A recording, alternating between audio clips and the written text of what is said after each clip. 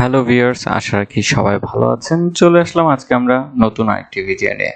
আমরা জানি যে শেয়ার মার্কেটে ব্যাংকিং সেক্টরে প্রায় 33টি কোম্পানি আছে এবং এখন বর্তমান সময়ে এই 33টি কোম্পানি ম্যাক্সিমাম সব কোম্পানিগুলো ফ্লোর প্রাইসে ট্রেড হচ্ছে। এর মধ্যে দেখা যাচ্ছে যে এই ফ্লোর প্রাইসে থাকার কারণে ম্যাক্সিমাম শেয়ারগুলো ট্রেড ভলিউমটা অনেকাংশেই কমে গিয়েছে। আজকে আমি এই 33টি কোম্পানির মধ্যে 5টি সেরা ট্রেড ভলিউম হওয়া কোম্পানিগুলো আপনাদের সামনে তুলে ধরার চেষ্টা করব। আশা করি আপনারা আমাদের সাথেই থাকবেন। আমরা জানি যে শেয়ার বাজার ঝুঁকিপূর্ণ জায়গা, তাই জেনে বুঝে বিনিয়োগ করার চেষ্টা করুন এবং এখানে কোনো ধরনের বাই সেল নির্দেশনা দেওয়া হচ্ছে না।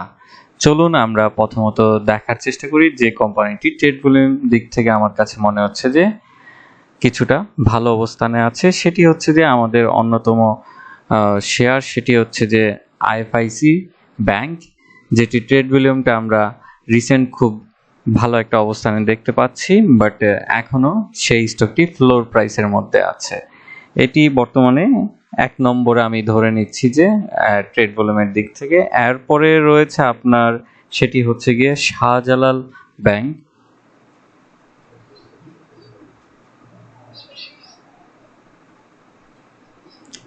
শাহজালাল ইসলামী ব্যাংক, এই স্টকটিও আমরা রিসেন্ট দেখতে পাই যে তাদের ট্রেড ভলিউমটা একটু ঘুরে দাঁড়িয়েছে এবং পাশাপাশি যেটি হচ্ছে যে এই ব্যাংকের ইপিএসও বেশ আংশিক বেড়েছে এবং যেটি আমরা দেখতে পাচ্ছি যে তাদের রিসেন্ট যে ট্রেড ভলিউমটা সেটি অনেক পজিটিভ দেখা যাচ্ছিল, যেটি আমাদের জন্য একটা ভালো একটা গুড সাইনিং।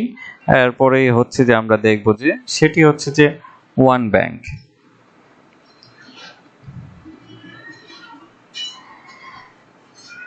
ওয়ান ব্যাংকেরও আমরা ট্রেড ভলিউমটা ভালো অবস্থানে দেখতে পাচ্ছি এবং তাদের এই অবস্থানটা কিছুটা আবার কমেছে, বাট হোপফুলি এটা আবার হয়তো সামনে যেহেতু এই বছরের ডিভিডেন্ড ডিক্লারেশন হবে, সে তুলনায় আমার কাছে মনে হচ্ছে যে অ্যাজ এ প্রাইস হিসেবে এটি খুব একটা ভালো অবস্থানে আছে। দ্যাটস ওয়াই হয়তো এর ট্রেড ভলিউমটা আরও আংশিক বাড়তে পারে।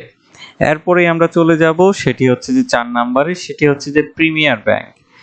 এই স্টকটিও আমরা দেখতে পাই যে গত বছর ভালো একটা ইপিএস গ্রোথ করে এবং তাদের ট্রেড ভলিউমটা অনেকাংশে কিছুটা ঘুরে আসার চেষ্টায় আছে এবং দীর্ঘদিন যাবৎ দেখা যাচ্ছে যে এই স্টকটি এক জায়গার মধ্যেই তার প্রাইসিং লেভেলটা এবং গত বছরের তুলনায় এখন পর্যন্ত সেই শেয়ারটি বেশ একটা নিম্ন দরে অবস্থানে আছে।